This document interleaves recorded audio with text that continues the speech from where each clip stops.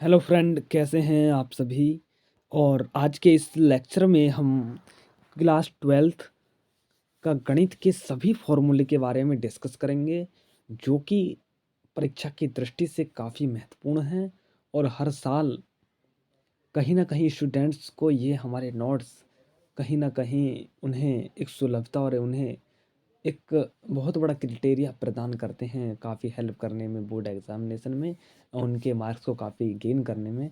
तो वीडियो शुरू करने से पहले आपसे रिक्वेस्ट है, प्लीज़ मेरे चैनल को लाइक करें, शेयर करें एंड सब्सक्राइब करें। आपका बहुत बहुत धन्यवाद होगा। तो देखिए, चैप्टर फर्स्ट है ये आपके पास, संबंध तथा फलन से में जो ऑल फॉर्मूले हैं। नंबर फर्स्ट क्या है, अगर हमारे पास, हम जानते हैं संबंध तथा फलन के लिए इसके बारे में केवल इसमें फॉर्मूले देखना है। और स्टूडेंट्स, जितनी भी बारे में हम डिस्कस करेंगे इनके बारे में, एक एक फुल थ्योरी, एक अलग वीडियो हमारे पास अवेलेबल मैंने प्रोवाइड करवाऊंगा तुम्हें। तो अब यहाँ देखना है, संबंध तथा फलन चैप्टर फर्स्ट के लिए है। दो क्रमित युग्मों के बीच समानता। यदि हमारे पास a कॉमा बी बराबर c कॉमा डी हो तो हम कह सकते हैं a c के बराबर होगा और b किसके होगा, d के इक्वल होगा। ठीक है स्टूडेंट। अब देखिए अगला पॉइंट क्या है, हमारे पास दो समुच्चयों का कार्तीय गुणन सभी संभव क्रमित युग्मों a कॉमा b से बने समुच्चयों को कार्तिक गुणन a क्रॉस b कहते हैं। a बिलोंग्स टू a और b बिलोंग्स टू b कर रहा है, जहाँ पर a क्रॉस b कैसे कह सकते हैं हम, a कॉमा b से। यदि a हमारे पास a से बिलोंग्स कर रहा है, b हमारे पास जो स्मॉल b है कैपिटल b से बिलोंग कर रहा है, तो a बिलोंग्स a और b बिलोंग्स टू b करेगा। ठीक है स्टूडेंट्स। अब देखिए संबंध के बारे में क्या हम डिस्कस करेंगे। यदि ए तथा बी कोई एरक समुच्चय हो तो ए का बी से संबंध आ रही है कि ए क्रॉस बी का उपसमुच्चय है। अर्थात इसका मतलब क्या है कि यदि हमारे पास ए कोमा बी अगर कोई हमारे पास कोई एरिक, तो एरिक का मतलब उनका कुछ ना कुछ संबंध है, उनका कुछ ना कुछ समुच्चय है, कुछ ना कुछ उसमें है। एरिक्त का मतलब खाली नहीं है, रिक्त का मतलब खाली है, रिक्त का मतलब खाली नहीं है। तो ए का बी से संबंध आर है कि ये ए क्रॉस बी का एक उपसमुच्चय है। आर, यहाँ देखिए स्टूडेंट्स, आर ए से बी का संबंध आर सबसेट है ए क्रॉस बी का if A comma B belongs to are.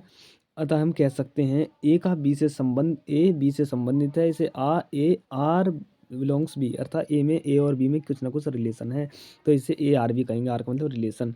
A comma B से संबंधित नहीं है तो इसे आर के साथ क्या खींच देंगे, इस वाली क्रॉस से, ए के साथ आर के साथ इस वाली क्रॉस खींच देंगे। ठीक है, आर के बीचों बीच। अब देखिए इसमें संबंधों में क्या होता है, डोमेन होता है, परिसर होता है, कोडोमेन होता है। ठीक है, डोमेन और, लेकिन ये नोट्स हैं, केवल आपको फॉर्मूले देने हैं। अगर इनके फुल जानकारी चाहिए तो मेरे वीडियो आपको देखनी पड़ेंगी, तब जा कर के आप एक अच्छा बेहतरीन प्रयास कर सकते हैं बोर्ड एग्जामिनेशन में। तो स्टूडेंट्स देखिए, आर ए से बी का संबंध आर सबसेट होगा ए क्रॉस बी का। हमारे पास हम जानते हैं कि आर किसका होगा, subset R A cross B का। तो किसी समुच्चय आर के क्रमित युग्मों के सभी प्रथम अवयवों को डोमेन कहा जाएगा, और क्रमित युग्मों के सभी द्वितीय अवयवों को रेंज कहा जाएगा, और समुच्चय बी को क्या कहा जाएगा, डोमेन। देखिए स्टूडेंट्स, हमारे पास ए ये है और हमारे पास बी ये है। ए में जितने भी आएंगे, एक कॉमा एक दो तीन, ये क्या है हमारे पास, प्रांत है, यानी कि डोमेन।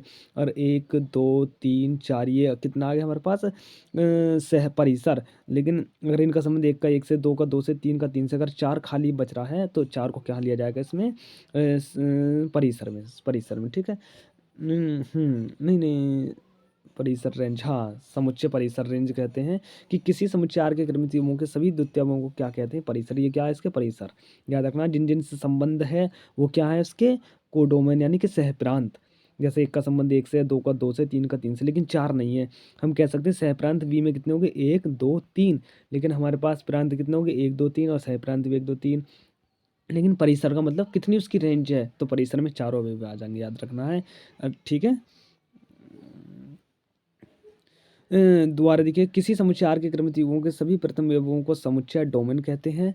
किसी समुच्चय आर के क्रमित युग्मों के सभी द्वितीय अवयवों को क्या कहते हैं, समुच्चय परिसर कहते हैं। सभी जितने भी होंगे उसमें क्या कहेंगे, परिसर। और जिन जिन से संबंध हो गए स्टूडेंट्स, उन्हें क्या कहा जाएगा, हमें उन्हें क्या कहा जाएगा जी, कोडोमेन। ठीक है, समुच्चय बी को कोडोमेन कहते हैं। ठीक है। अब आगे देखिए, भिन्न प्रकार के संबंध है। समतुल्य संबंध क्या होता है हमारे पास, समतुल्य, सममित और संक्रामक, तीन प्रकार के संबंध, और एक होता है तुल्यता संबंध। समतुल्य, एक का यदि ऐसे संबंध है जैसे वन का संबंध वन सो, सेम का सेम सो। ठीक है, ये समतुल्य संबंध है। सम्मित का मतलब क्या, ए का बी से है हमारे पास, और बी का किससे है, सी, बी का ए से होना चाहिए। जैसे एक का दो से, तो दो का भी हमारे पास स्टूडेंट्स एक से होना चाहिए। चाहिए, ठीक है? 2 का भी हमारे पास 1 से होना चाहिए, ठीक है? संक्रामक, संक्रामक का मतलब क्या है? जैसे कोरोना वायरस संक्रामक रोग था, एक एक दूसरे से फैलता, वही इसकी तरह है। यदि 1 का संबंध 2 से है हमारे पास, 2 का 3 से है, तो 1 का संबंध भी किससे होना चाहिए? 3 से होना चाहिए। तो वहाँ क्या मिलेगा हमें? संक्रामक संबंध। और जिसमें तीनों संबंध होंगे स्टूडेंट्स, उसे क्या कहा जाएगा? तुल्यता संबंध। याद रखना, ठीक है? एक संबंध जो कि सुतुल्य, सममित तथा संक्रामक हो, क्या कहलाता है स्टूडेंट्स? तुल्यता संबंध कहलाता है, ठीक है? तुल्यता संबंध कहलाता है। अब देखिए फलन के बारे में, माना ए तथा स्क्रीनशॉट भी लेते के साथ, माना ए तथा बी कोई अरिक्त समुच्चय हैं तथा ए से बी के बीच संबंध फलन कहलाता है। यदि समुच्चय ए के प्रत्येक अवयव के संगत समुच्चय बी एक अद्वितीय अवयव हो तो हम लिख सकते हैं एफ टेंस टू ए।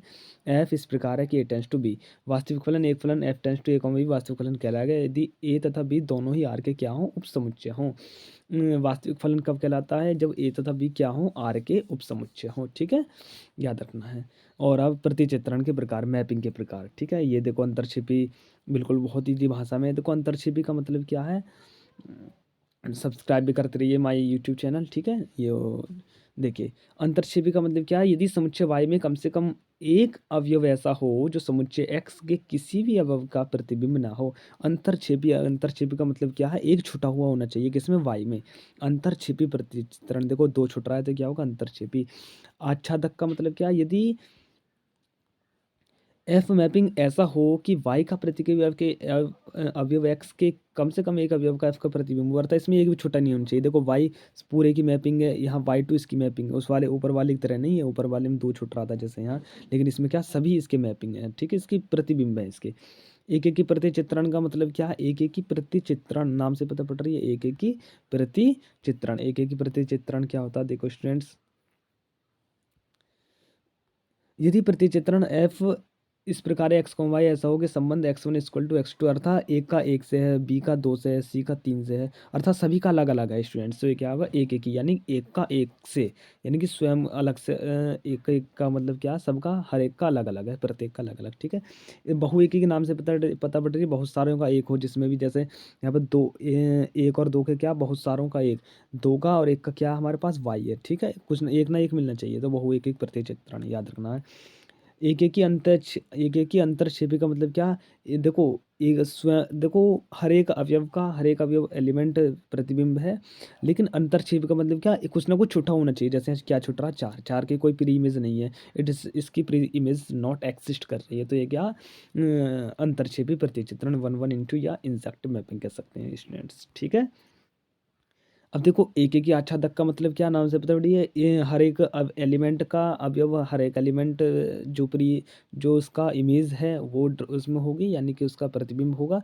और आच्छादक का मतलब क्या? कोई भी छुटा नहीं होगा। देखो यहाँ सभी की मैपिंग है, इसकी भी, इसकी भी, इसकी भी, इसकी, लेकिन उसमें क्या? एक एक की प्रतिचित्रण में एक मैपिंग अवश्य छुटी हुई थी, ठीक है स्टूडेंट्स?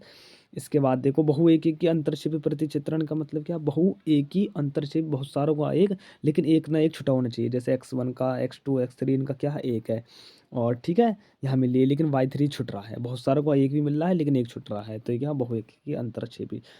अब देखो बहु एक ही आच्छादक का मतलब क्या? बहुत सारों का एक, लेकिन कुछ भी छुटा नहीं होना चाहिए। देखो तीनों का एक संबंध है, इन तीनों का एक संबंध है, लेकिन कुछ भी यहाँ छुटा नहीं है। y3 नहीं है यहाँ, देखो कुछ भी खाली नहीं है, ठीक है? सभी की प्री इमेज एग्जिस्ट कर रही है यहाँ पर। अब देखो इसके बाद हमारे पास स्टूडेंट्स यहाँ डिस्कस करेंगे, हाँ चैप्टर 2 है, ठीक है स्टूडेंट्स? चैप्टर 2, फिर इसके बाद चैप्टर 3 हमारे पास आव्यूह, चैप्टर 4 सारणिक होगा स्टूडेंट्स। देखो प्रतिलोम वृत्तीय फलन क्या होता है हमारे पास? व्युत्क्रम संबंध क्या होता है? हम देखो हम जानते हैं कि साइन एक्स का हमारे पास क्या होता है? 1/cosec x। ये क्या होता है? ये ट्रिग्नोमेट्री में होता है। लेकिन अगर हम इन्वर्स की बात कर रहे हैं तो साइन इन्वर्स एक्स का क्या हो जाएगा? फलन की बात कर रहे हैं तो साइन इन्वर्स का क्या हम जानते हैं? Cos inverse. और एक्स का क्या होगा? 1/x। केवल ये थोड़ा सा रिलेशन है, जैसे साइन एक्स का क्या होता है यहाँ पे? 1/cosec x। तो यहाँ पर इसी तरह स्टूडेंट्स क्या होगा हमारे पास? प्रतिलोम हो जाएगा किसका? देखो साइन इन्वर्स अपनी जगह है, वृत्तीय फलन। प्रतिलोम किसका होगा? फलन का। एक्स का क्या होगा हमारे पास? 1/x। ये रियलिटी है, ठीक है स्टूडेंट? इनमें देखो इसी तरह से क्वेश्चन आए कॉस इनवर्स एक्स का sec inverse 1/x, tan inverse x का cot inverse 1/x, cosec inverse x का sine inverse 1/x, sec inverse x का cos inverse 1/x, cot inverse x का टेन इनवर्स 1/x। स्टूडेंट्स ठीक है, कुछ संबंध है देखो हमारे पास, ये ध्यान रखना, थीटा बराबर साइन इनवर्स और साइन थीटा हो तो क्या होता है, साइन से साइन कैंसिल भी कर सकते हैं हमारे पास यहाँ। और दूसरा संबंध cos inverse cos theta equal होते हैं टेन इनवर्स टेन थीटा। देखो जब यहाँ से कॉस से कॉस काटेंगे, टेन से टेन काटेंगे, क्या हो जाएगा हमारे पास टोटल, यहाँ थीटा यहाँ थीटा यहाँ थीटा। ठीक है, वो संबंध स्टूडेंट्स याद रखना है। देखो हमारे पास x बराबर sine inverse into sine x है, कॉस इनवर्स बराबर कॉस एक्स है, टेन इनवर्स टेन एक्स है, बिल्कुल सेम टू सेम उसकी टू कॉपी है। तीसरा फॉर्मूला देखिए साइन इनवर्स माइनस एक्स का हम देखो माइनस बाहर ले लेंगे, यहाँ क्या आएगा माइनस बाहर, या माइनस अगर तो क्या होगा पाई माइनस के कॉस इनवर्स माइनस एक्स करेंगे। स्टूडेंट्स क्या करेंगे, पाई माइनस के कॉस इनवर्स एक्स, अर्थात हम कह सकते हैं कि क्या आएगा कॉस इनवर्स माइनस एक्स का क्या आएगा हमारे पास कॉस इनवर्स एक्स, और हमारे पास क्या होगा पाई माइनस के। ठीक है, ये याद रखना है स्टूडेंट्स। साइन इनवर्स एक्स का जो होगा हमारे पास, साइन इनवर्स एक्स का देखो फॉर्मूला है कॉस इनवर्स के पदों में अंडर रूट वन माइनस के एक्स स्क्वायर। इसका यूज़ जब हम चैप्टर 7 में समाकलन पढ़ेंगे ना, खंड से समाकलन विधि में, उसका उपयोग होगा। टेन इनवर्स एक्स का X upon under root one minus के एक्स स्क्वायर प्रतिलोम के लिए अर्थात इनवर्स के लिए है। कॉस इनवर्स एक्स के लिए sine inverse under root one minus के एक्स स्क्वायर, और टेन इनवर्स का अंडर रूट वन माइनस के एक्स स्क्वायर अपॉन एक्स। देखिए अगला चौथा देखिए टेन इनवर्स एक्स का sine inverse x upon under root one plus के x square, cos inverse x का one upon under root one plus के एक्स स्क्वायर होगा। साथ में देखिए sine inverse x plus cos inverse x क्या होगा हमारे पास students, pi by two, tan inverse x into cot inverse x, tan और इसका उल्टा क्या होगा कॉट, तो कितना होगा पाई बाई टू। ये सेक का उल्टा कॉस दोनों जुड़ रहे हैं तो क्या हो रहा है पाई बाई टू। ठीक है, याद रखना है, बिल्कुल फॉर्मूला उसी की तरह ही है हमारे पास। देखिएगा tan inverse x plus tan inverse y का tan inverse x plus y upon one minus के x y, tan inverse x minus tan inverse y का टेन इनवर्स ऊपर आएगा एक्स माइनस वाई, नीचे आएगा एक्स प्लस वाई। दोनों में छोटा सा डिफरेंस है, यहाँ प्लस है क्या है स्टूडेंट्स माइनस, क्योंकि यहाँ माइनस है तो इसलिए यहाँ माइनस। ठीक है, अब देखिए नेक्स्ट फॉर्मूला क्या हमारे पास, tan inverse x plus tan inverse y plus tan inverse z क्या होगा, tan inverse x plus y plus z minus के x y z upon one minus के एक्स वाई माइनस के वाई जेड माइनस के z x. Students से याद रखना है। देखो students sine inverse x plus sine inverse y का फॉर्मूला क्या होगा, sine inverse x under root one minus के y square plus y under root one minus के x square. Sine inverse x minus sine inverse y का formula क्या होगा student, sine inverse x under root one minus के y square minus y आएगा। ठीक है student, minus है तो माइनस वाई आएगा अंडर रूट वन माइनस के एक्स स्क्वायर, याद रखना है। Cos inverse x plus cos inverse y का फॉर्मूला क्या होगा स्टूडेंट्स हमारे पास, cos inverse x y minus के अंडर रूट वन माइनस के एक्स स्क्वायर और अंडर रूट वन माइनस के वाई स्क्वायर, याद रखना हमारे पास। Cos inverse x minus cos inverse y का फॉर्मूला क्या होगा students, cos inverse x y plus under root one minus के एक्स स्क्वायर अंडर रूट में वन माइनस के वाई स्क्वायर। स्टूडेंट्स याद रखना, फॉर्मूले लिखते रहिए, कॉपी में नोट करते रहिए, और जब भी एग्जाम से पहले जाओ तो इन्हें देख के जाना है, काफ़ी इनका यूज़ होगा। टू टेन इनवर्स एक्स का easy formula, tan inverse two X upon under root one minus के एक्स स्क्वायर, या साइन इनवर्स के पदों में two X upon one plus के एक्स स्क्वायर। ठीक है, याद रखना है, प्लस है केवल साइन इनवर्स के पदों में। कॉस इनवर्स के पदों में क्या होगा हमारे पास, कॉस इनवर्स के पदों में किसका formula, two tan inverse x का, तो क्या होगा स्टूडेंट्स हमारे पास कॉस इनवर्स वन माइनस के x square upon one plus के एक्स स्क्वायर, याद रखना है स्टूडेंट। ठीक है, अब देखो टू साइन इनवर्स एक्स का फॉर्मूला क्या होगा हमारे पास student, sine inverse two x under root one minus के x square, two cos inverse x का cos inverse two x square minus one. इनका यूज़ करना समाकलन में भी यूज़ होगा, इसलिए दो चार इनमें फॉर्मूले तुम्हारी बुक में है नहीं, लेकिन उनका यूज़ हो रहा है तो इसलिए उतार लेने हैं सभी को। देखो थ्री साइन इनवर्स एक्स का sine inverse three x minus four x घात तीन, थ्री कॉस इनवर्स एक्स का कॉस इनवर्स फोर एक्स घात तीन माइनस के थ्री एक्स होगा students. Three tan inverse x का क्या होगा, टेन इनवर्स हमारे पास tan inverse three x minus के एक्स घात तीन अपॉन वन प्लस के थ्री एक्स स्क्वायर स्टूडेंट्स। ठीक है, याद रखना है। अब देखिए बहुत ज़्यादा मोस्ट चैप्टर है आपका आव्यू। आव्यू में देखिए किस तरह से बहुत इजी है और आसान भी है, और काफ़ी अच्छे मार्क्स गेन कर सकते हैं। Like share subscribe my channel, आपसे रिक्वेस्ट है मेरे प्यारे भाइयों, मेरे प्यारे स्टूडेंट्स, छात्र और छात्राएं। देखिए आव्यू और सारणिक, एम क्रॉस एन क्रम की आव्यूह ए को अगर लिखित रूप से निम्न करते हैं, यदि हमारे पास ए आई जे यानी कि क्या हो, ए आई जे हो और एम क्रॉस एन हो। एम क्रॉस एन का मतलब कौन सी पंक्ति किस तरह से कॉलम है। ठीक है, एम क्रॉस एन कोटि का आव्यूह होता है। एम का मतलब क्या, पहले पंक्ति, ठीक है, फिर क्या लिखा जाएगा हमारे पास कॉलम। ठीक है। A11 है, इसका मतलब क्या, IJ का मतलब क्या, कौन से स्थान पर है, 1 1 है, 1 2 है या 2 1 है, ये IJ का मतलब ये है। ठीक है स्टूडेंट, तो एक क्रम लिखा जाता है, पहले A11 A12, यहाँ A13 इस तरह से है, यहाँ पे A21 A22, यहाँ पे A31 A32 इस तरह से याद रखना है। आयु के भेद देखो, तत्समक आयु क्या होता है, जिस वर्ग आयु के अग्र विकर्ण या मुख्य विकर्ण के सभी इकाई हो तो शेष सभी शून्य हो। जैसे मुख्य विकर्ण के क्या 1 1 है, ये 1 1 है, तो ये क्या तत्समक आयु कहेंगे, इसका इसे रिप्रेजेंट करेंगे आई से। ठीक है स्टूडेंट्स, आई से बहुत ज़्यादा मैंने दो आयु की समानता के लिए हमारे पास देखो क्या है, हमारे पास दो आयु A equal to a i j, B equal to v i j तभी समान कहे जाएंगे यदि दोनों आयु तो एक क्रम में होने चाहिए, और आई तथा जे के प्रत्येक मान के लिए क्या होना चाहिए, ए i J equal to v i जे। जैसे हमारे पास 1 2 हमारे पास ये 4 मान लो। ठीक है, तो यहाँ क्या करेंगे, हमारे पास 1 2 1 4, ये क्या हमारे पास समान आयु है। ठीक है, याद रखना है। आयु का योग है, आयु का योग सादा सिंपल है, पहले आयु पहले जैसे हमारे पास 1 2 यहाँ है, हमारे पास 3 4 है, हम इसमें जोड़ रहे हैं 5 6 7 8, तो क्या करेंगे हम इसमें, एक में 5 जुड़ेगा, 3 में 7 जुड़ेगा, 2 में 6 जुड़ेगा, 4 में 8 जुड़ेगा, याद रखना स्टूडेंट्स। ठीक है, अपने स्थान का अपने स्थान पर ही जुड़ेगा।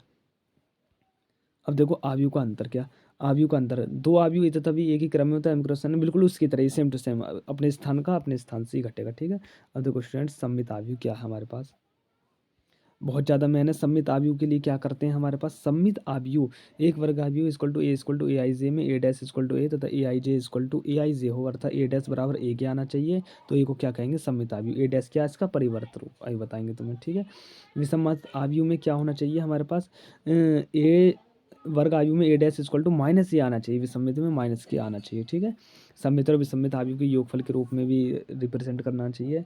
अब देखो अव्युत्क्रमण आयु क्या होगा, यदि किसी वर्ग आयु के सारणी का मान शून्य हो तो उसे क्या कहेंगे, अव्युत्क्रमण आयु। व्युत्क्रमण आयु, अव्युत्क्रमण यानी कि सिंगुलर मैट्रिक्स जिसका क्या मान हो शून्य, और नॉन सिंगुलर मैट्रिक्स जिसका मान कितना हो, शून्य नहीं हो।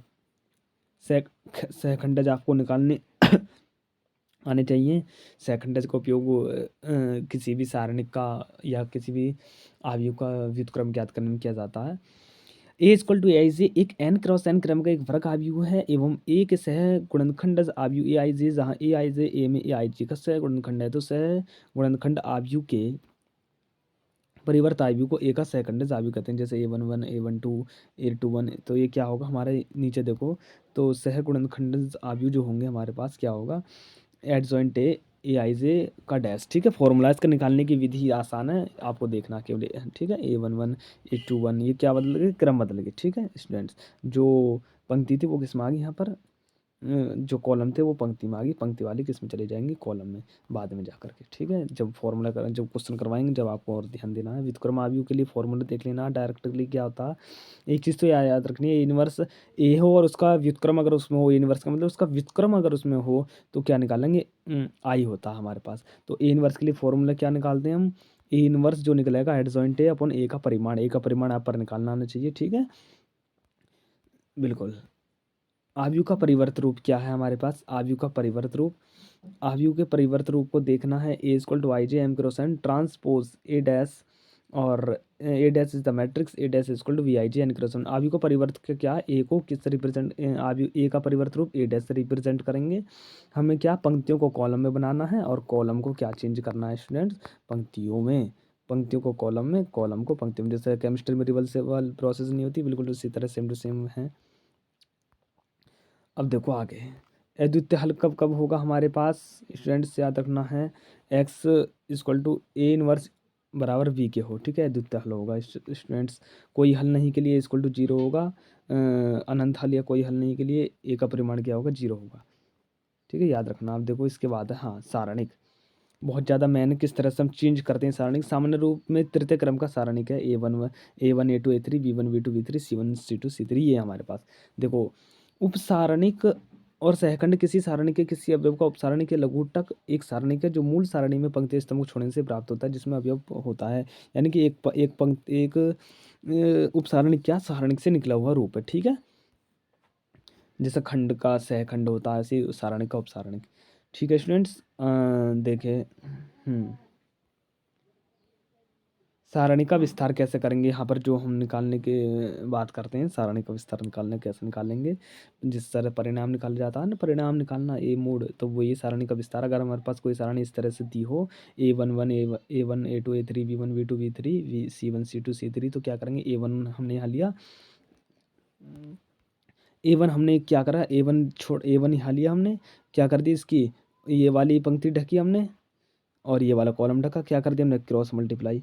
यहाँ V2 देखिए ना री, V2 C3, और नीचे देखो माइनस का V3 C2, माइनस का बीच में आएगा। फिर अब देखो इसके बाद हमारे किसकी बारी है, अब V1 की बारी है, V1 की बारी है स्टूडेंट्स। तो माइनस का हमने V1 लगाया, क्या करेंगे, V1 लगाया तो इस वाली पंक्ति को ढका जिसमें V1 है, और उस वाली ही कॉलम को ढका, तो क्या करेंगे, A2 में C3 की मल्टीप्लाई, हाँ, और A3 में C2 की मल्टीप्लाई, इस तरह से करेंगे। और माइनस लेना है बीच में, हमेशा इसमें याद रखना है, इसमें क्या आएगा, माइनस, ठीक है, A में प्लस, V में माइनस, C में प्लस, ठीक है, प्लस माइनस प्लस, इस तरह से। उसी प्रकार C1 है, C1 को ढकेंगे इसकी पंक्ति कॉलम को, और क्या कर देंगे, क्रॉस मल्टीप्लाई, जो बचेगा उपसारणिक, ठीक है। सारणी के कुछ गुण हैं, क्या है देखिए, यदि किसी सारणी में पंक्तियों को स्तंभ तथा स्तंभों को पंक्तियों में बदल दिया जाए तो सारणी के मान में कोई परिवर्तित नहीं होगा। देखो यहाँ पर क्या ये चीज़ है, हमने पूरी चेंज कर दी। A1 हमने क्या किया स्टूडेंट्स, A1 A2 A3 को, V1 V2 V3 को, C1 C2 C3 को किस में चेंज कर दिया, इनको पंक्तियों में चेंज कर दिया, ठीक है, पंक्तियों को कॉलम में चेंज कर दी, तो कोई फर्क नहीं पड़ेगा। अब देखो क्या है मेन फॉर्मूला, यदि किसी सारणी की दो पंक्तियों या स्तंभों को आपस में बदल दिया जाए तो सारणी का चिन्ह बदल जाएगा। केवल अगर दो चेंज कर रहे हैं, आपस में चेंज कर रहे हैं, जैसे हमारे पास है यहाँ पर देखो B1 A1 A2 A3 B1 B2 3, इनको आपस में चेंज कर दिया यहाँ पर, तो देखो V1 यहाँ पर क्या आएगा, ये B1 ये आएगा, और A1 यहाँ पर आ गया इसके स्थान पर, तो क्या आएगा, माइनस चिन्ह आ जाएगा, याद रखना students.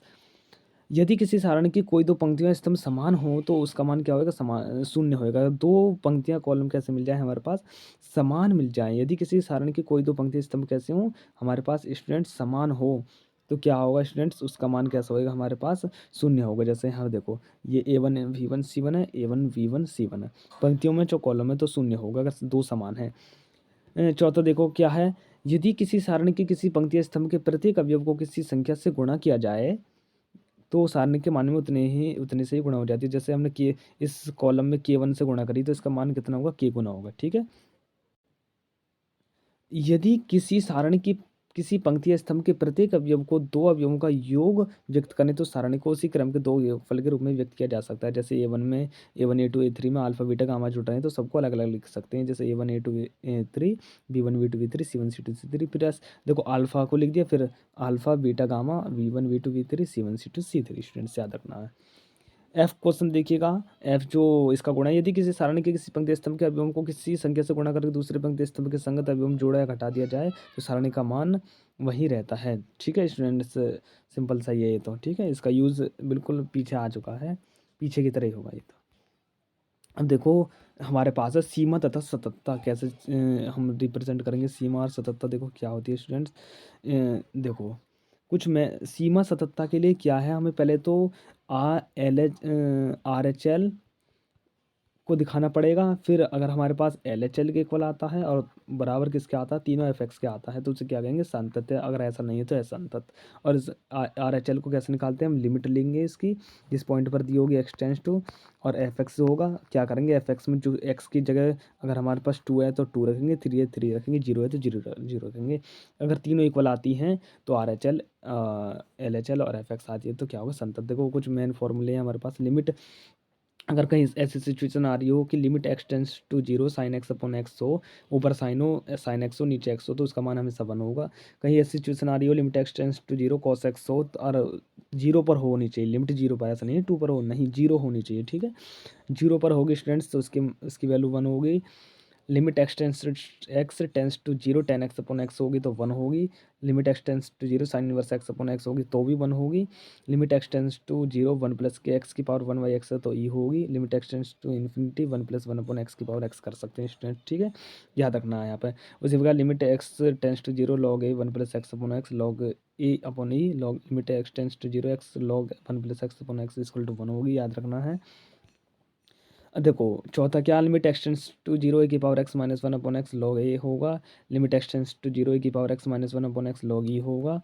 Limit x tends to zero one plus x की power m minus one upon x होगा तो एम होगा। Limit x tends to infinity log x upon x की पावर एम होगा तो जीरो होगा। याद रखना। साथ में देखो limit x tends to a x की पावर एन माइनस ए की power n x minus one x minus a equal to क्या होगा, एन इंटू ए की पावर एन माइनस वन। याद रखना स्टूडेंट्स। ये बिल्कुल किसी बिंदु पर सांतत्य की जांच करने के लिए मैंने अभी बताया था स्टूडेंट्स। दक्षिण के लिए क्या अगर दक्षिण पक्ष यानी कि अगर प्लस अगर राइट हैंड की तरफ पूछता है हमारे पास तो प्लस होगा, राइट हैंड की तरफ प्लस और लेफ्ट हैंड की तरफ माइनस होगा। याद रखना, ठीक है। ये इस तरह से आपको देख लेना है। किसी बिंदु पर फलन का सांतत्य ज्ञात करने की विधि। सीमा की परिभाषा से स्पष्ट है कि limit x tends to A F X का अस्तित्व तभी होता है जब हम एफ एक्स की वाम पक्ष एफ एक्स की दक्षिण पक्ष की सीमा बराबर एफ एक्स के दर्शा देते हैं तो क्या होता है, हमारे पास स्टूडेंट संतत्य होता है। ठीक है, याद रखना है। बिल्कुल ऐसी बिल्कुल ये स्टेटमेंट है। आपको देखो जैसे आप क्वेश्चन करते थे ए की पावर माइनस लगाया है यहाँ पर क्योंकि लिमिट है। माइनस देखो माइनस क्या दिशा को रिप्रेजेंट कर रहा है लेफ्ट की तरफ है, प्लस दिशा को रिप्रेजेंट कर रहा है कि राइट की तरफ है। एफ क्या फंक्शन पर है, तीनों इक्वल आती हैं तो क्या होता है हमारे पास संतत्य। याद रखना है। ये बिल्कुल। अब आगे देखिएगा हमारे पास है अवकलनीयता। अवकलनीयता के लिए क्या करेंगे स्टूडेंट्स, दाएं पक्ष का अवकल limit H tends to zero A plus H minus F A upon H या आर एफ डैश से रिप्रेजेंट कर सकते हैं। देखो दाएं पक्ष में क्या है, यहाँ पे प्लस है, ठीक है स्टूडेंट्स, लेकिन और प्लस है यहाँ पर तो यहाँ क्या आएगा हमारे पास बाएं पक्ष के लिए एच के स्थान पे क्या करेंगे माइनस। देखो यहाँ माइनस पुट करा, यहाँ भी क्या करेंगे माइनस पुट। ठीक है, दाएं पक्ष के लिए एच के स्थान पर प्लस, ठीक है, और बाएं पक्ष के लिए एच के स्थान पर क्या होगा माइनस। याद रखना अगर दोनों इक्वल आ रही हैं तो क्या होगा अवकलनीय है। फॉर्मूले याद रखना, कुछ अवकलन के फॉर्मूले हैं, विशिष्ट फॉर्मूले जो चैप्टर 5 में ही जिनका यूज़ होगा काफ़ी, याद देख लेना क्या है अवकलन के फॉर्मूले। अब चैप्टर 5 से स्टार्ट हो जाते हैं अवकलन के फॉर्मूले। तो स्टूडेंट्स देखो डी अपॉन डी एक्स, सी का मतलब क्या है, कोई भी संख्या 1 2 3 तो उनका क्या होगा हमेशा जीरो होगा। एक्स की पावर एन का क्या होगा, एन एक्स की पावर एन माइनस वन। अवकलन याद करना, अवकलन पढ़ रहे हैं, ठीक है। ई की पावर एक्स का ई की पावर एक्स होगा, ए की पावर एक्स का ए की पावर एक्स लॉग ई ए होगा, लॉग ई एक्स का क्या होगा 1 अपॉन एक्स, लॉग एक्स का 1 upon x log e a. Sine inverse x का क्या होगा 1 अपॉन अंडर रूट 1 माइनस के x square. Tan inverse x का 1 अपॉन 1 प्लस के एक्स स्क्वायर होगा। सेक इनवर्स एक्स का 1 upon x under root x square minus के 1 होगा। अब देखो इधर साइड भी रह रहे हैं, यहाँ से देखो साइन एक्स का स्टूडेंट्स क्या होगा अवकलन साइन एक्स का कॉस एक्स का क्या होगा माइनस के साइन एक्स, ठीक है। टेन एक्स का क्या होगा हमारे पास sec square x, cot x का माइनस के cosec square x. Sec x का क्या होगा sec x into tan x या सेक एक्स का, तो कॉसेक एक्स का माइनस के cosec x into cot x होएगा। कॉस इनवर्स एक्स का क्या होगा स्टूडेंट्स माइनस के 1 अपॉन अंडर रूट 1 माइनस के x square. Cot inverse x का माइनस के 1 upon 1 plus x square. Cosec inverse x का माइनस के 1 upon x under root x square minus 1। छोटा छोटा डिफरेंस है। देखो ये क्या होते हैं, इनके अवकलन होते हैं, वही इसका क्या होगा समाकलन। ये क्या है इसके अवकलन, इसका क्या होगा ये समाकलन। ये अवकलन इसका उल्टा समाकलन, ठीक है। याद रखना है जब आप समाकलन पढ़ेंगे, जब याद करना। अगर देखो दो चीज़ें हमारे पास प्लस में जुड़ रही हैं, D upon d x, F one x plus minus हो एफ टू एक्स हो तो क्या करेंगे प्लस माइनस के रूप में अलग लिख सकते हैं, इसका अलग इसका अलग, ठीक है। याद रखना। दो फलों के गुणनफल का अवकलज गुणांक क्या होगा, पहला और दूसरा। अगर हमारे पास दो फलन मिल रहे हो गुणांक तो क्या करेंगे, पहला ऐसा कैसे ही दूसरे का अवकलन प्लस दूसरा ऐसा कैसे ही पहले का अवकलन। याद रखना, ठीक है। दो फलों के भागफल के लिए नियम क्या हमारे पास, वाई इक्वल टू अंश बटे हर हो तो क्या करेंगे अवकलन करना होगा हमें, तो हर का स्क्वायर करेंगे, हर ऐसा कैसे ही अंश का अवकलन माइनस अंश ऐसा कैसे ही हर का अवकलन, ठीक है। ये बिल्कुल सेम टू सेम है। देखो प्रथम अब क्या है प्रथम अवकलज रिप्रेजेंट तो करना चाहिए, जैसे हमारे पास वाई दिए थे तो वाई का प्रथम अवकलज किससे रिप्रेजेंट करेंगे, D y upon D S या एफ डैश एक्स या डी वाई या वाई वन से। एग्जाम में स्टूडेंट्स मिल सकता है कि एफ डैश एक्स बताइए, एफ डी वाई ज्ञात कीजिए, वाई वन ज्ञात कीजिए या वाई डैश ज्ञात कीजिए। तो स्टूडेंट कन्फ्यूज हो जाते हैं स्टूडेंट्स कि सोचते हैं ये क्या आ गया डी वाई आ गया। तो स्टूडेंट्स आपको ध्यान देना है कि यहाँ पर जो है डी वाई क्या है, इसका अवकलन हो रहा है, अवकलज की बात कर रहा है किसी फंक्शन की। और वीडियो पसंद आ रही हो तो मेरे प्यारे भाइयों और बहनों like share and subscribe my channel. द्वितीय अवकलज को D square y upon d x square करेंगे, एफ डबल डैश से रिप्रेजेंट कर सकते हैं और डी स्क्वायर वाई या वाई टू से रिप्रेजेंट कर सकते हैं। इस तरह से चलना है, ठीक है। अब देखो हमारे पास देखो अब है हमारे पास अवकलज के अनुप्रयोग चैप्टर 6 की बात कर रहे हैं हम। अवकलज के अनुप्रयोग में देखो स्टूडेंट्स, अवकलज के अनुप्रयोग चैप्टर 6 की बात है। अवकलज के अनुप्रयोग याद रखना है। देखो एक है फॉर्मूला प्रवणता है ढाल। ढाल के लिए क्या रिप्रेजेंट करेंगे, dy/dx tan phi. tan phi का मतलब जो बनने वाला एंगल है किसी रेखा के बनते, तो कैसे इस तरह से ज्ञात करेंगे, ठीक है। दिए हुए वक्र पर दिए हुए बिंदु का स्पर्श रेखा का समीकरण क्या करेंगे। देखो अगर y = f(x) दे रखा हो, x1 y1 पर स्पर्श रेखा का समीकरण दे रखा हो, तो क्या करेंगे, y - के y1 dy/dx। x1 y1 की वैल्यू निकालेंगे, x - के x1। याद रखना। दो वक्रों का प्रतिच्छेद कैसे ज्ञात करेंगे हम। थीटा जो होगा हमारे पास tan इनवर्स m1 - के m2 अपन 1 + के m1 m2। m1 क्या हमारे m1 m2 क्या हमारे पास, ये ढाल है, ठीक है। वक्रों के स्पर्श करने का प्रतिबंध क्या होना चाहिए, tan 0 = 0 होगा। m1 - m2 अपन 1 - के m1 m2 क्या होगा, m1 = m2 के हो तो क्या होगा, स्पर्श करेंगे, ठीक है। 90 डिग्री के होगा यानी कि लंब होंगे तो क्या होगा, m1 × m2 क्या होगा, के 1 होगा। याद रखना, ठीक है। लंब के लिए -1 और अगर समांतर स्पर्श कर रहा है तो m1 = m2।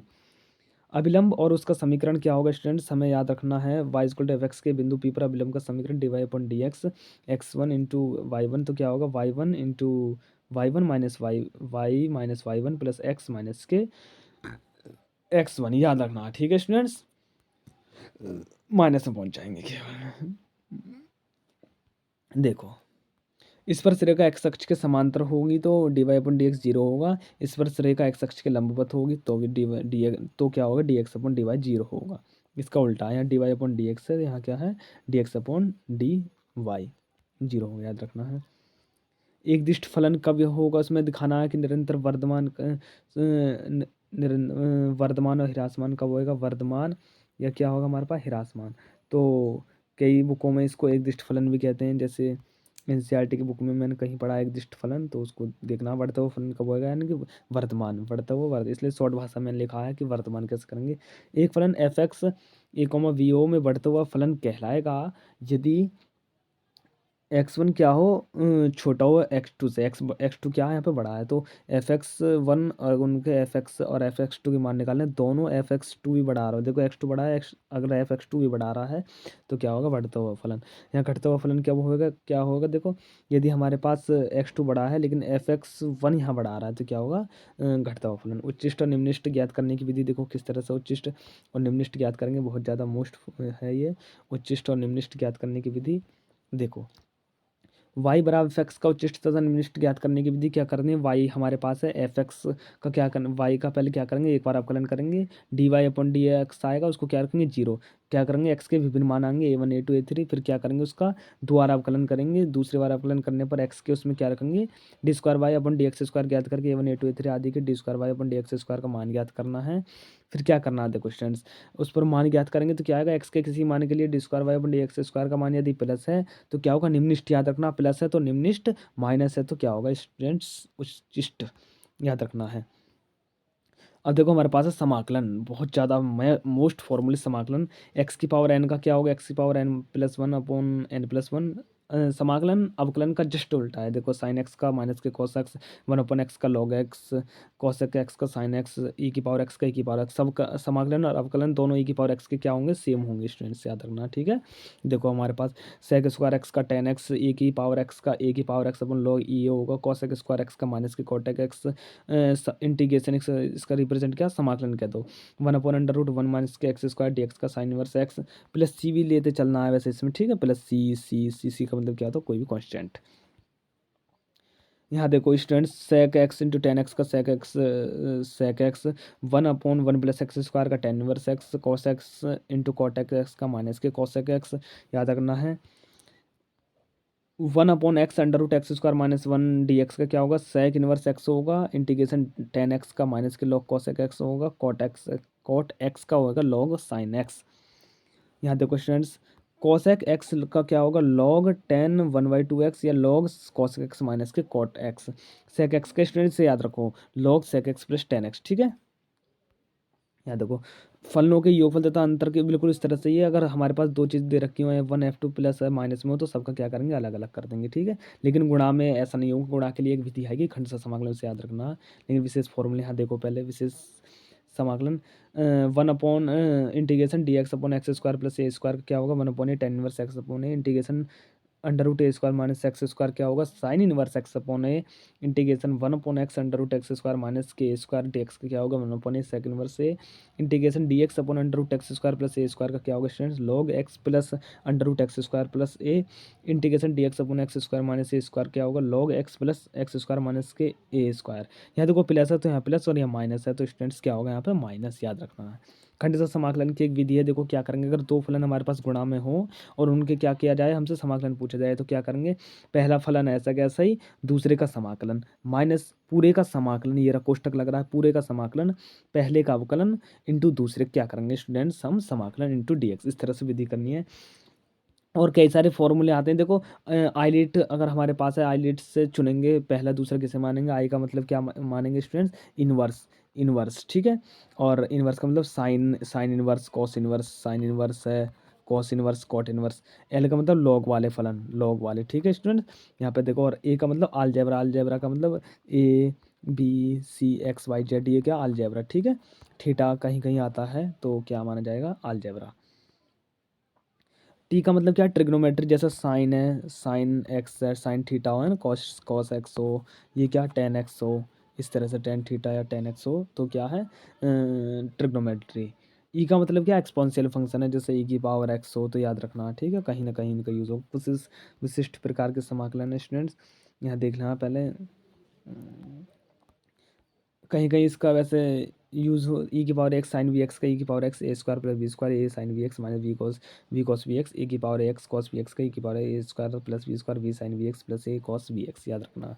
अब देखो मेन फॉर्मूले जो हैं ये ज़्यादा मेन है कहीं ना क्योंकि इनका यूज़ अधिकतर होगा under root a square minus x square का 1/2 x under root a square minus x square plus 1/2 a square sine inverse x याद रखना ठीक है x upon a under root a square plus x square का 1/2 x under root a square plus x square plus a 1/2 a square log x plus under root x square a square plus x square integration x square minus a square का 1/2 x under root x square minus a square minus 1/2 a square log x plus under root x square minus के square याद रखना। इन्हें उतार लेना integration 1/x square minus a square का d x का क्या होगा 1/2 ए लॉग एक्स माइनस के एक्स प्लस के याद रखना है। यहाँ देखो स्टूडेंट समाकलन है हमारे पास डी एक्स अपॉन ए स्क्वायर माइनस एक्स स्क्वायर क्या होगा 1/2 a log A plus x upon A minus के एक्स याद रखना स्टूडेंट ठीक है। देखो समाकलन की विधि है एक आंशिक भिन्न के रूप में होगा हमारे पास एक्स माइनस ए हो अगर हर ए एक्स माइनस ए हो तो ए अपॉन एक्स माइनस सी के रूप में रिप्रेजेंट करेंगे यदि हर एक्स माइनस वी के स्क्वायर के रूप में हो जैसे ये कुछ भी हो ऊपर डी एक्स जैसे पी एक्स प्लस क्यू हो ऊपर यहाँ पी एक्स प्लस क्यू हो ठीक है तो क्या करेंगे टाइपिंग में थोड़ी गलती होगी पी एक्स प्लस क्यू आता है ना ऊपर पी एक्स प्लस क्यू हो नीचे एक्स माइनस सी की घात 3 हो तो क्या करेंगे एक्स माइनस सी की घात 2 एक्स माइनस सी की घात 3 ठीक है क्रम से एक्स माइनस बी जैसे यहाँ एक्स माइनस बी का होल स्क्वायर उसी प्रकार 3 घात है तो एक बार एक घात फिर 2 घात फिर 3 घात ठीक है। हर अगर इस फॉर्म में हो तो क्या करेंगे a x plus b x square पर बी एक्स प्लस सी के रूप में रिप्रेजेंट करेंगे और स्क्वायर हो तो दोनों के नीचे एक बार एक घात एक बार 2 घात प्लस लगा करके।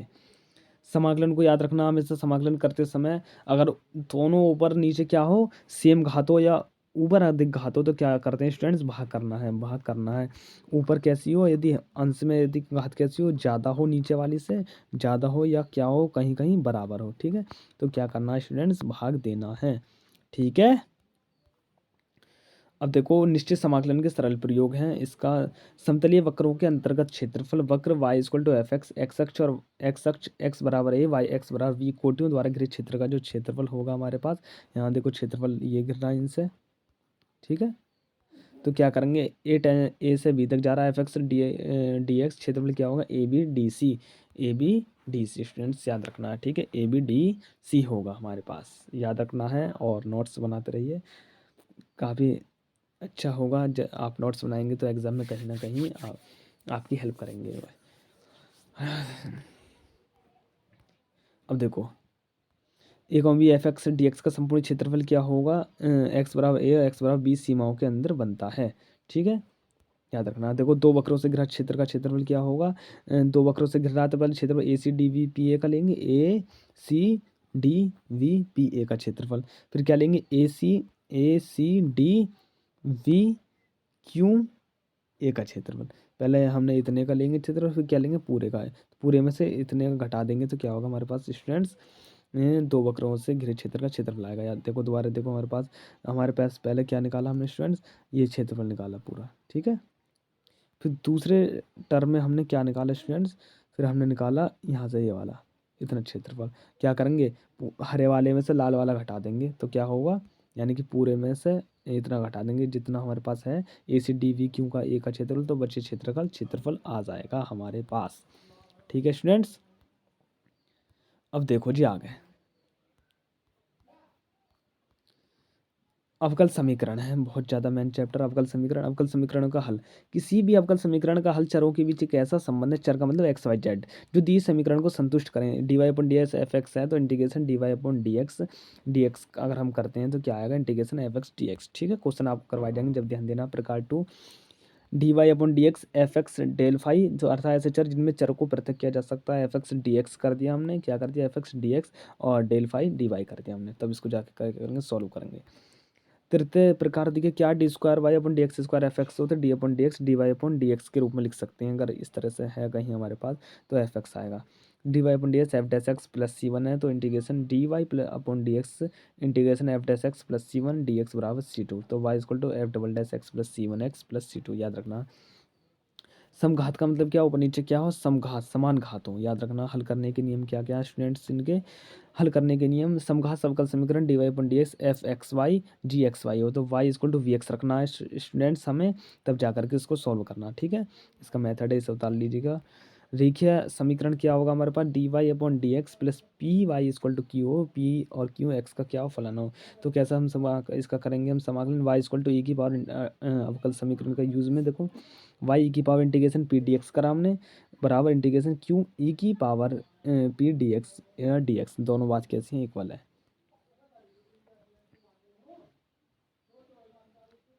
समीकरण जो कि रेखीय रूप में परिवर्तित हो सकती है, याद रखना है इसको, d y upon d x plus p y q into y की पावर एन।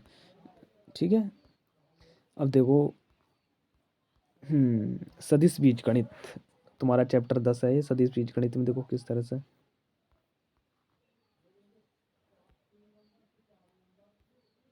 याद रखना, एक बिंदु p x comma y comma z की स्थिति सदिश o p vector r vector हमारे पास हो, x i cap plus y j cap plus z j cap हो, तो परिमाण कितना होगा हमारे पास, अंडर रूट में होगा students, x square plus y square plus क्या होगा हमारे पास, जेड स्क्वायर। ठीक है, याद रखना हमारे पास परिमाण की पूछता है। एक सदिश के अदिश घटक इसके दिक् अनुपात कहलाते हैं, क्रमागत अक्षों के साथ इसके इसे प्रक्षेप को निरूपित करते हैं।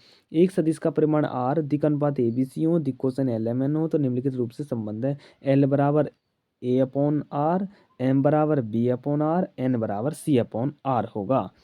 त्रिभुज की तीन भुजाओं को क्रम में लेने पर उनका सदिश योग 0 होता है, अगर क्रम में ले रहे हैं स्टूडेंट्स। क्रम का मतलब देखो, ये इस तरह से, ये भी इस तरह से ले रहे हैं, ये भी इस तरह से ले रहे हैं, तो क्या होगा 0, याद रखना है।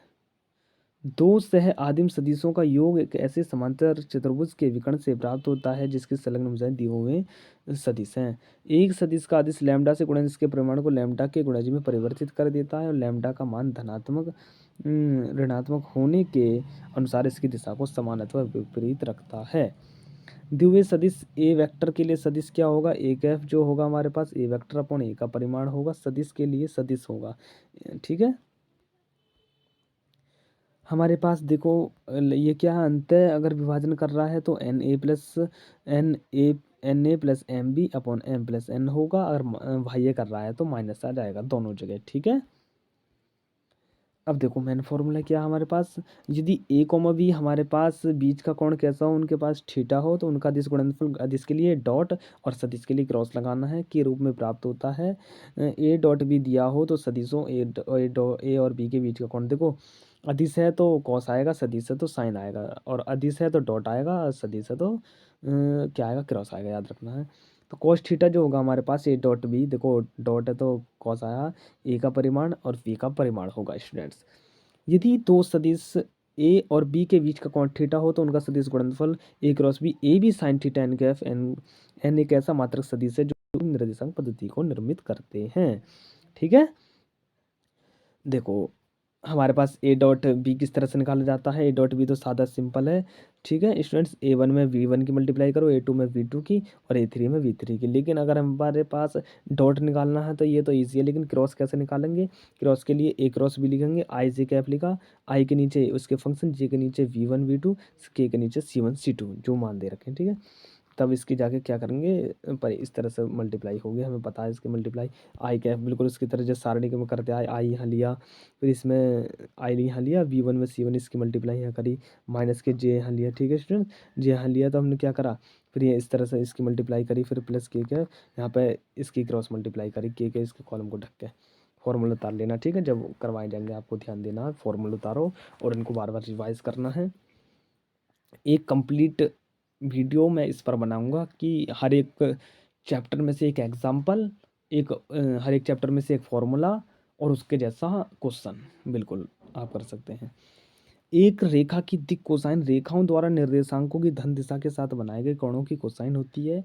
यदि एक रेखा की दिक् कोसाइन एल एम एन हो तो l square m square n square कितना होगा स्टूडेंट्स, 1 होगा, याद रखना है।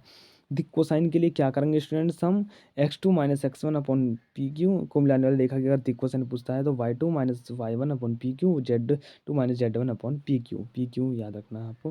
पी क्यू क्या इनके बीच, पी क्यू का जो बीच की दूरी है लंबाई कैसे निकालेंगे, under root x2 minus x1 का square plus y2 minus y1 का square plus z2 minus z1 का स्क्वायर। एक दिक् रेखा का अनुपात वे संख्याएं जो रेखा को दिक् कोसाइन के समानुपाती होती हैं, ठीक है। अब देखो, यदि एक रेखा की दिक् कोसाइन एल एम एन हो, दिक् अनुपात ए बी सी हो तो एल बराबर a upon under root a square plus b square plus c square. M के लिए क्या करेंगे, वी अपॉन सी, के एन के लिए सी अपॉन, और सेम नीचे क्या रहेगा, सेम ऐसा कैसा।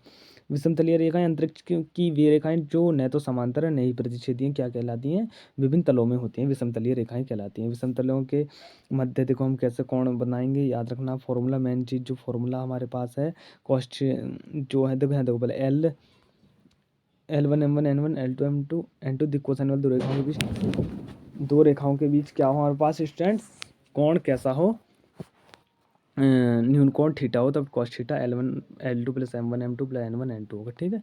याद रखना है मेन फॉर्मूला, देखो मोस्ट बहुत ही ज़्यादा मोस्ट फॉर्मूला स्टूडेंट्स ये है हमारे पास। A1 B1 C1 A2 B2 C2 दिक् अनुपात वाली दो रेखाओं के बीच का न्यून कोण cos theta A1 A2 A1। देखो स्टूडेंट्स यहाँ देखो मैंने दोबारा यहाँ लिखा मैंने, जो होगा हमारे पास, क्या होगा हमारे पास फॉर्मूला,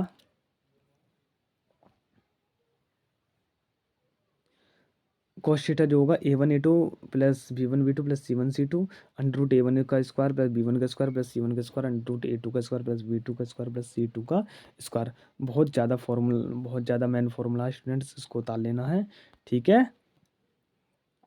बहुत ज़्यादा वेरी वेरी मोस्ट है ये वाला फॉर्मूला, इसे उतार लेना। अब देखो आगे, एक ज्ञात बिंदु जिसकी स्थिति ए वेक्टर से गुजरने वाली सदिश वी के समांतर हो तो सदिश समीकरण आर वेक्टर जो होगा a vector plus lambda v vector होगा। बिंदु x1 y1 z1 से जाने वाली रेखा के दिक् कोसाइन एल एम एन हो तो समीकरण क्या होगा, x माइनस के x1 एल, y माइनस के y1 upon M, z minus के z1 अपॉन एम, याद रखना है।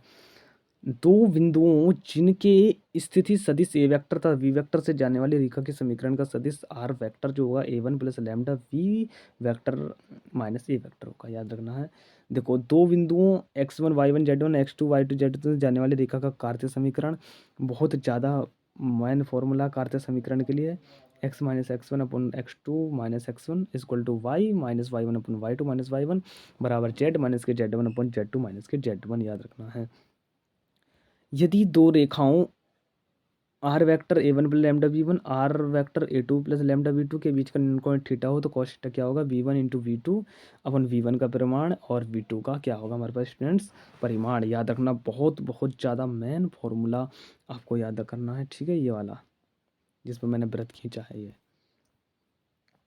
दो रेखाओं बहुत ज़्यादा मेन फॉर्मूले चल रहे हैं, क्वेश्चन में आएंगे काफ़ी 8 नंबर में और 5 नंबर में भी आ सकते हैं। यदि दो रेखाओं x माइनस के x1 अपॉन L1 बराबर y1 y minus y1 upon M1 और बराबर z minus z1 upon N1 हो तो x minus x2 upon L2 y minus के y2 upon M2 z minus z2 upon N2 के बीच का कोण थीटा हो तो क्या करेंगे, cos theta L1 L2 plus M1 M2 plus N1 N2 करेंगे, जो मैंने पीछे बताया तब भी।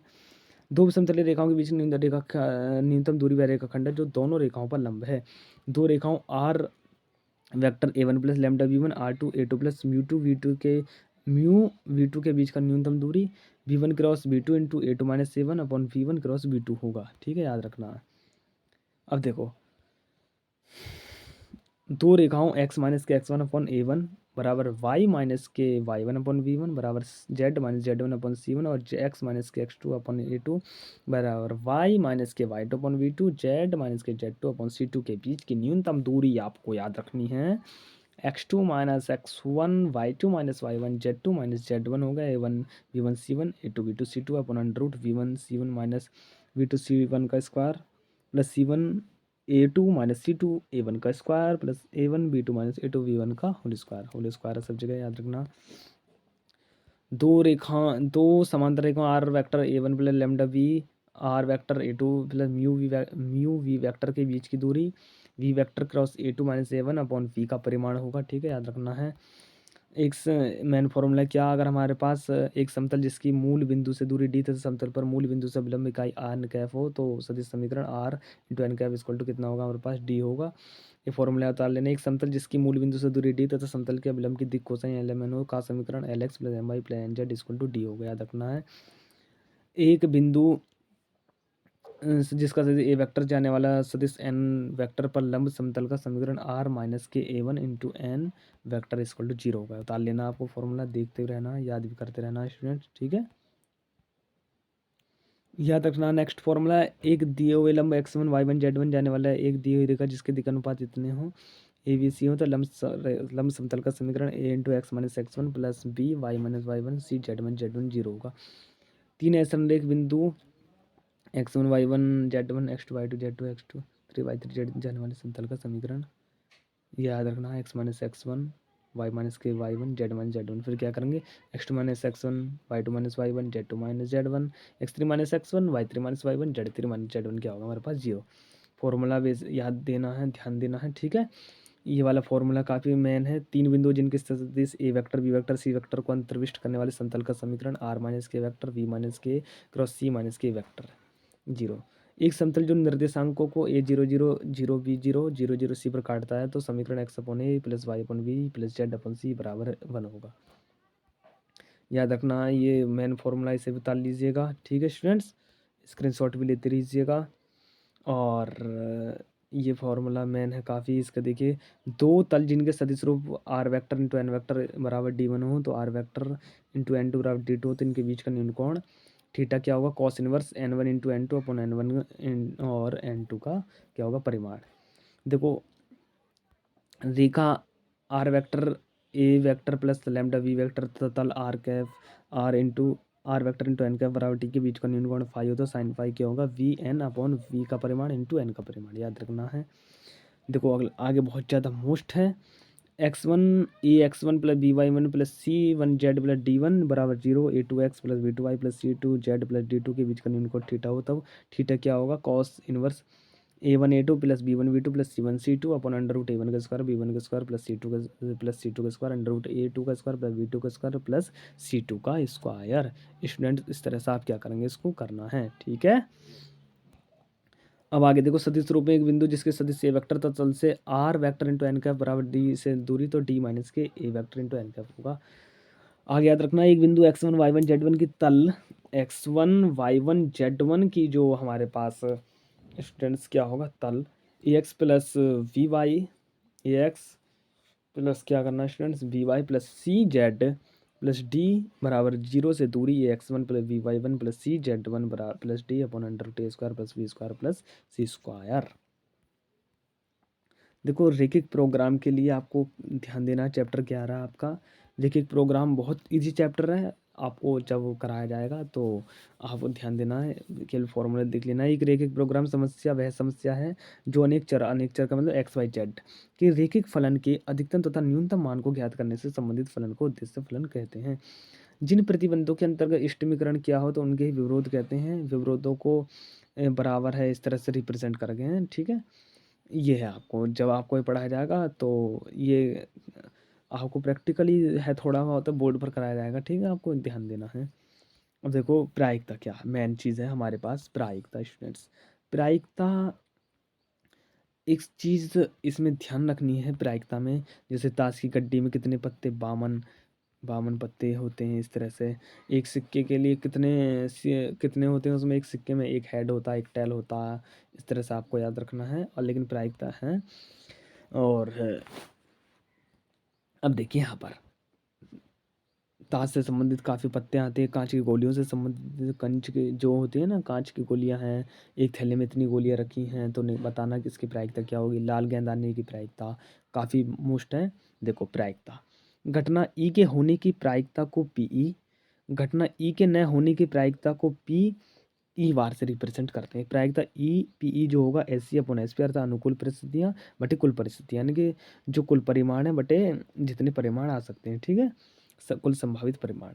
यदि ई एक रिक्त समुच्चय हो तो पी इक्वल टू 0 होगा, पी एस इक्वल टू 1। देखो यदि हमारे पास, देखो ए वेक्टर एक घटना हो तो ए उसकी पूरक घटना हो तो पी ए इक्वल टू क्या होगा, 1 माइनस के वेक्टर 1 माइनस के का पर ए बार, ठीक है।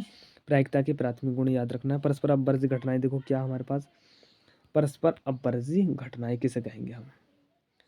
परस्पर अपवर्ती घटनाएं वे घटनाएं होती हैं जिनमें से एक ही घटे अर्थात सफल हो, अन्य नहीं घटे, याद रखना है, ठीक है। पूर्ण प्रायिकता के प्रमेय में क्या है, देखो हमारे पास P1 P2 Pn परस्पर अपवर्ती n घटनाओं के घटने के क्रम से प्रायिकता हो, तो इन घटनाओं में किसी एक के घटने की प्रायिकता P1 plus P2 plus Pn हो, तो किसी भी एक घटना के घटने की प्रायिकता Pe1 E2 En, Pe1 union Pe2 union Pen प्रायिकता जो है probability P1 plus P2 dot dot dot plus Pn तक होगा स्टूडेंट्स। मिस्र प्रेम में आपको पढ़नी है। देखो मेन फॉर्मूला क्या है हमारे पास, ये इंटरसेक्शन का हमारे पास Pe1 इंटरसेक्शन E2 हो, अगर हमारे पास कहीं हो तो क्या करेंगे, Pe2 upon E1 into Be1। देखो E1 है तो Pe1 यहाँ आएगा, ठीक है। अगर स्वतंत्र हो हमारे पास तो क्या आएगा, P इंटरसेक्शन E2 क्या आएगा, Pe1 इंटू Pe2, याद रखना है स्वतंत्र हो, ठीक है। कुछ थ्योरम है प्रायिकता के प्रेम में जो है, देखो यदि ए तथा बी परस्पर अपवर्ती घटनाएं हों तो पी ए यूनियन बी क्या होगा, p a plus p b होगा। लाइक शेयर एंड सब्सक्राइब भी करते रहिए मेरे प्यारे भाइयों बहनों, इतनी मेहनत करते हैं लाइक शेयर तो बनता है हमारा।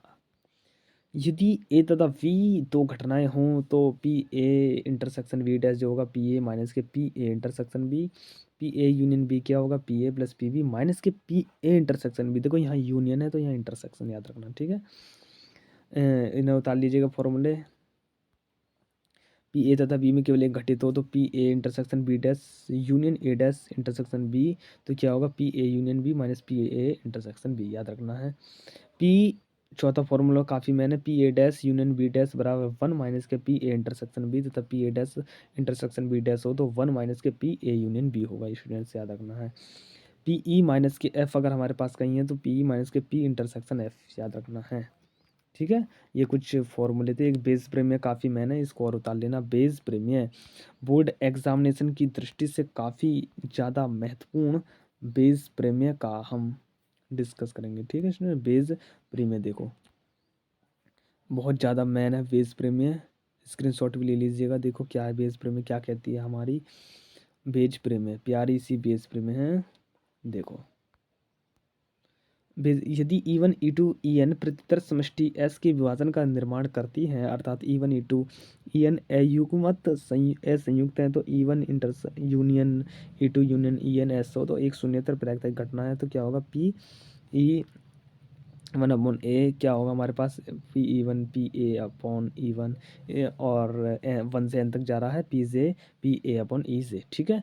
ये था बेस प्रीमियम। और इनके जितने भी स्टूडेंट्स हैं हमारे पास, और एक वीडियो मैं आपको प्रोवाइड करूँगा स्टूडेंट्स, एक ऐसी वीडियो प्रोवाइड करूँगा जिसमें हर एक चैप्टर से एक फॉर्मूला और उस पर बेस्ड एक क्वेश्चन, ताकि आप अपने सुंदर से नोट्स बना सकते हैं, बोर्ड एग्जामिनेशन में काफ़ी अच्छे मार्क्स गेन कर सकते हैं। और एक जब अच्छे गेन मार्क्स करेंगे तो आगे आपको अच्छा कॉलेज मिलेगा, आपको अच्छी जॉब मिलेगी। और इसके लिए हमारे चैनल को लाइक शेयर एंड सब्सक्राइब भी करते रहिए और लगातार पढ़ते रहिए मेरे प्यारे बच्चों। देखो एक बार सभी की स्क्रीनशॉट ले लीजिएगा स्टूडेंट्स। आपको मैंने टोटल जो हमारी बुक में चैप्टर थे संबंध, चैप्टर फर्स्ट से लेकर के जितने लास्ट तक हमारे पास चैप्टर थे, प्रायिकता तक, संबंध तथा फलन है, त्रिकोणमिति है, इन सब के आपको फॉर्मूले भी उतार लेने हैं स्टूडेंट्स। और फॉर्मूले इन्हें एक बार क्या करना है स्टूडेंट्स, आपको कॉपी पर लिख लिख के लिख लेना है सभी। जब फॉर्मूले में आप लिख कर देखेंगे तो जब बोर्ड एग्जामिनेशन होगा ना स्टूडेंट्स आपका, तो क्या होगा, ये काफ़ी आपके मार्क्स को क्या करेंगे, लो स्कोर से एकदम हाई ले जाएंगे। आपको इन्हें उतार लेना है नोटबुक में। और एक वीडियो मैंने फिर बता रहा हूँ कि आपको ऐसे ही प्रोवाइड करूँगा जिसमें हर एक चैप्टर का फॉर्मूला और हर एक चैप्टर का क्वेश्चन, बोर्ड पर हमारी क्लास भी चलती हैं, आप उन्हें देखते रहिए, फॉर्मूले देखिएगा और पढ़ते रहिएगा, लगातार तैयारी करते रहिएगा। और हमारे पास अभी टाइम बहुत कम है, इसलिए बोर्ड एग्ज़ामिनेशन पास आने वाले हैं, टाइम ऐसे ही आ जाता है, इसलिए आपको लगातार ध्यान देने की आवश्यकता है। ये सभी जितने फॉर्मूले थे कक्षा 12 के लिए उनके नोट्स थे, ठीक है स्टूडेंट्स। देखिए आपको उतार लेना है, सबसे ज़्यादा जो आपको करना है तैयारी, सबसे देखो आवी और सारणिक को तो आपको रट लेना है बिल्कुल। आवी और सारणिक से तो एक क्वेश्चन आता है ज़रूर, आव्यूह से भी आता है और सारणिक से, ठीक है। और एक सदिश बीजगणित और है, सदिश बीजगणित जो है काफ़ी मेन क्वेश्चन छपते हैं उसमें से, ठीक है। सदिश बीजगणित, इन तीनों को तो आपको छोड़ना है नहीं, ठीक है स्टूडेंट्स। सदिश बीजगणित और एक रैखिक प्रोग्राम, अगर इनके आप कर लेते हैं तो काफ़ी अच्छा है। और इसलिए आपको लगातार ध्यान देने की आवश्यकता है, इसलिए लगातार पढ़ते रहिए। तो thank you for watching my videos, like share and subscribe my channel students. Like भी कर रहे हो प्यारे बच्चों, like share and subscribe my channel, okay. तो आपको पसंद आए होंगे कक्षा 12 के notes, like share and subscribe my channel. Thank you for watching my videos, thank you everyone.